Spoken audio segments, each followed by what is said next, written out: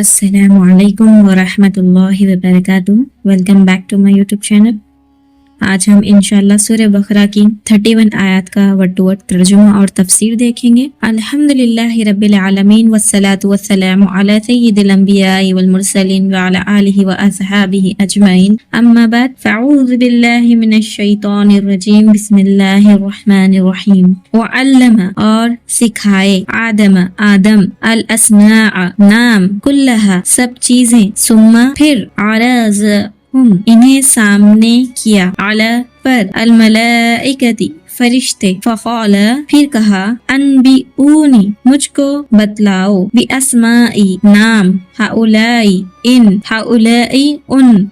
اگر کنتم تم ہو صادقین سچے. اس کا ٹرانسلیشن دیکھتے ہیں. اور اللہ تعالیٰ نے آدم کو تمام اشیاء کے نام سکھائے، پھر سب اشیاء ملائکہ پر پیش کر کے فرمایا سچے ہو تو ان کے نام تو بتاؤ. وعلم آدم الاسماء کلہا اور اللہ تعالیٰ نے آدم کو تمام اشیاء کے نام سکھا دیے. اللہ تعالیٰ نے حضرت آدم علیہ السلام پر تمام اشیاء پیش فرمائے اور بطور الہام کے آپ کو ان تمام چیزوں کے نام، کام، صفات، خصوصیات، اصولی علوم اور صنعتیں سکھا دی. انبئونی باسماء ہؤلاء مجھے ان کے نام بتاؤ. تمام چیزیں فرشتوں کے سامنے پیش کر کے ان سے فرمایا گیا کہ اگر تم اپنے اس خیال میں سچے ہو کہ تم سے زیادہ علم والی کوئی مخلوق نہیں اور خلافت کے تم ہی مستحق ہو تو ان چیزوں کے نام بتاؤ، کیونکہ خلیفہ کا کام اختیار استعمال کرنا، کاموں کی تدبیر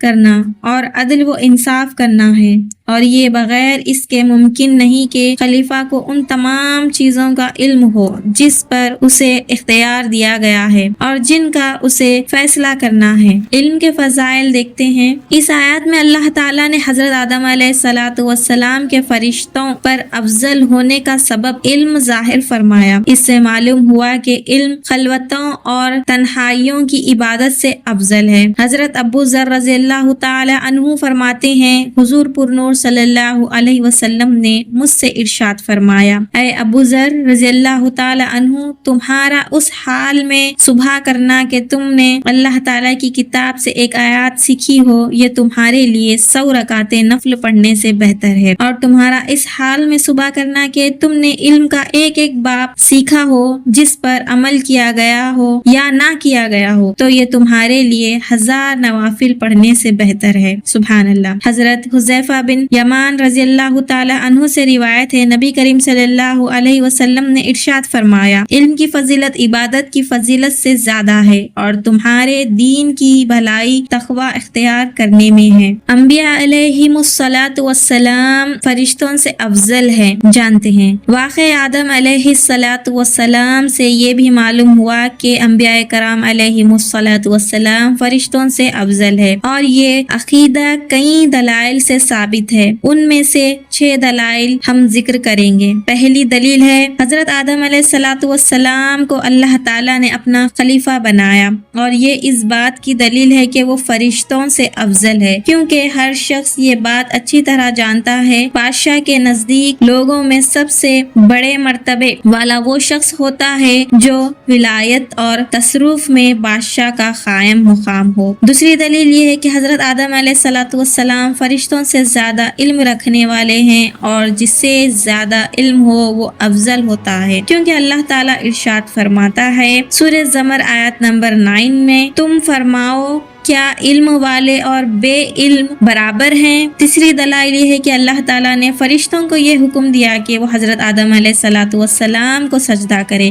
اس سے معلوم ہوا کہ وہ فرشتوں سے افضل ہے، کیونکہ سجدے میں انتہائی تواضع ہوتی ہے، اور کسی کے سامنے انتہائی تواضع وہی کرے گا جو اس سے کم مرتبے والا ہو. فورتھ دلائل یہ ہے کہ اللہ تعالیٰ نے ارشاد فرمایا سورہ آل عمران آیات 33 میں، بے شک اللہ نے آدم اور نوح اور ابراہیم کی اولاد اور عمران کی اولاد کو سارے جہاں والوں پر چن لیا۔ بے شک اس کا معنی یہ ہے کہ اللہ تعالیٰ نے ان انبیاء کرام علیہم الصلاۃ والسلام کو تمام مخلوقات پر چن لیا، اور چونکہ مخلوقات میں فرشتے بھی داخل ہیں اس لیے ان پر بھی ان انبیاء کرام علیہم الصلاۃ والسلام کو چنا گیا، لہٰذا وہ فرشتوں سے افضل ہوئے۔ اللہ تعالیٰ نے اپنے حبیب صلی اللہ علیہ وسلم کے بارے میں ارشاد فرمایا سورہ انبیاء آیات نمبر 107 میں، اور ہم نے تمہیں تمام جہانوں کے لیے رحمت بنا کر بھیجا ہے، وما ارسلناک الا رحمۃ للعالمین فرمایا ہے اللہ تعالیٰ نے،